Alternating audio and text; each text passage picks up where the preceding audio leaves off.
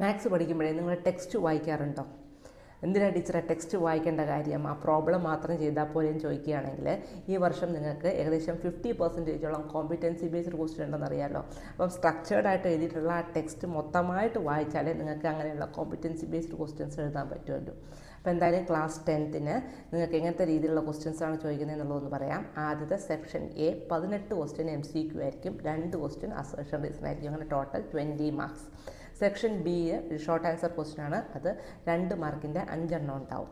ഇനി section C എന്ന് പറഞ്ഞാൽ കുറച്ചും കൂടി ചെയ്യാനുള്ള പ്രോബ്ലംസ് ആയിരിക്കും, അത് 3 മാർക്കിൻ്റെ ആണ്, അങ്ങനത്തെ 6 ക്വസ്റ്റ്യൻ ഉണ്ടാവും. ഇനി സെക്ഷൻ ഡി എന്ന് പറഞ്ഞാൽ കുറച്ച് സബ് ക്വസ്റ്റ്യൻസ് ഒക്കെയുള്ള വലിയ ക്വസ്റ്റ്യൻ ആയിരിക്കും, അത് 5 മാർക്കിൻ്റെ ആണ്, അങ്ങനത്തെ 4 ക്വസ്റ്റ്യൻ ഉണ്ടാവും.